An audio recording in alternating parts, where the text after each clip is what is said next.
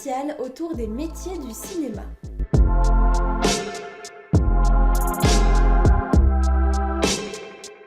Pour faire un film de fiction, il faut une histoire. Et pour écrire cette histoire, le scénariste peut tout simplement faire appel à son imagination. On parle alors de scénario original, mais il peut tout aussi bien se baser sur une œuvre préexistante, comme un roman, une pièce de théâtre, une bande dessinée, ou même un autre film. On parle alors d'adaptation. Le travail du scénariste ne consiste pas à écrire une histoire comme elle le serait dans un roman. Il doit fournir un véritable document de travail qui accompagnera toute l'équipe du film pendant les différentes étapes de sa réalisation.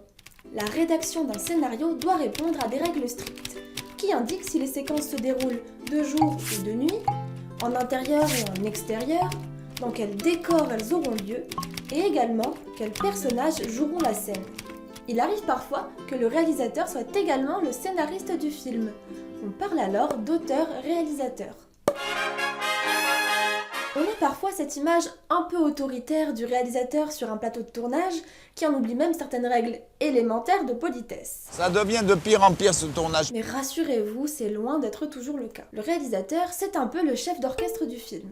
Il va fédérer ses équipes autour de ses intentions de réalisation. Moteur! Annonce! Pamela, un deuxième, un troisième, un cinquième, septième. Coupé! En d'autres termes, le réalisateur va donner au film son identité. Il va rassembler ses équipes autour de sa vision du film pour aboutir à une œuvre singulière. Mais faire un film, ça demande beaucoup d'argent. Et le réalisateur n'a pas forcément beaucoup d'argent. C'est là qu'intervient le producteur. Alors autant vous le dire tout de suite, le producteur n'est pas cette personne que vous imaginez assise derrière un grand bureau, un cigare à la bouche, en train de poser des gros sacs de billets sur la table. Son travail est un petit peu plus subtil que ça. Effectivement, le producteur va en partie aider à faire financer le film. En réalité, il va surtout chercher de nouveaux partenaires ainsi que des subventions, autrement dit des aides de l'État, pour pouvoir rassembler les fonds nécessaires à la fabrication du film. Le producteur est donc très important.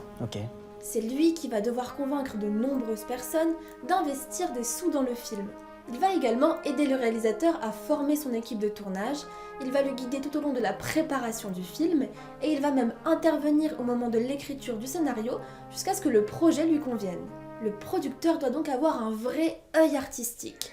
Il est le garant du film, celui qui assure que l'œuvre se fasse et qu'elle soit conforme au projet initial. Pour écrire, on utilise de l'encre. Eh bien, au cinéma, on peut dire qu'on travaille avec la lumière. Le chef opérateur est en quelque sorte le sculpteur de cette lumière. En accord avec le réalisateur et aux intentions qu'il souhaite injecter dans l'image, le chef opérateur doit construire la lumière du plateau. Autrement dit, c'est lui qui va traduire et interpréter les intentions artistiques du réalisateur en termes techniques.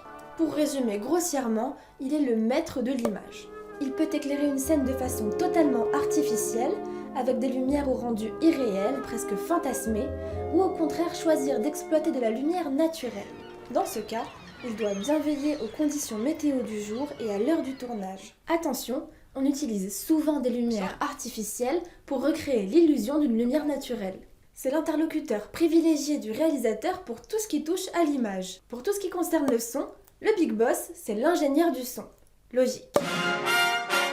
Le travail du son est tout aussi important que celui de l'image. Un film, ça se consomme avec les yeux et les oreilles. L'ingé son, comme on a coutume de l'appeler, doit d'abord veiller à ce que les répliques des acteurs soient intelligibles et correctement enregistrées. Mais comme le chef opérateur, il va discuter des heures et des heures avec le réalisateur pour cerner ses intentions et lui proposer un traitement particulier du son. Il va ensuite pouvoir enregistrer des sons seuls, des silences et tout un tas d'autres éléments qui vont permettre, lors du montage, de créer une véritable atmosphère sonore qui participera activement à donner au film son ambiance générale. Sur le tournage, l'ingé son doit bien veiller à ce qu'aucun bruit parasite ne perturbe la prise de son, comme un avion qui passe, du vent dans le micro, ou encore les chuchotements du reste de l'équipe. Le chef décorateur est aussi en étroite collaboration avec le réalisateur. Il va imaginer tous les décors du film, ce qui n'est vraiment pas une mince affaire. Il peut travailler dans des lieux préexistants et les ajuster en fonction des volontés du réalisateur, mais il peut aussi travailler en studio et ainsi construire la quasi-totalité des décors. Par exemple, vous connaissez sûrement tous les studios de Ouarzazate et les impressionnants décors du film Astérix et Obélix Mission Cléopâtre. Pour ce film, le chef décorateur Wang Tong-hat avait conçu des décors gigantesques que vous pouvez d'ailleurs toujours aller visiter. C'est très impressionnant et on peut se rendre compte des artifices du cinéma. Même si à l'image, les murs et les pierres ont l'air très réalistes, vous constaterez que tout est en carton-pâte. C'est extraordinaire, hein? Je pourrais également vous parler de nombreux autres métiers du cinéma, comme le cascadeur, l'assistant réalisateur, le second assistant réalisateur, le monteur, le régisseur le régisseur, le coiffeur, la bière, le cascadeur. Mais ce serait beaucoup trop long. Et vous, si vous deviez occuper un métier dans le monde du cinéma, lequel choisiriez-vous? N'hésitez pas à nous donner vos réponses en commentaire, nous serions ravis de les lire. Moi je vous dis à très bientôt pour une nouvelle aventure cinéma.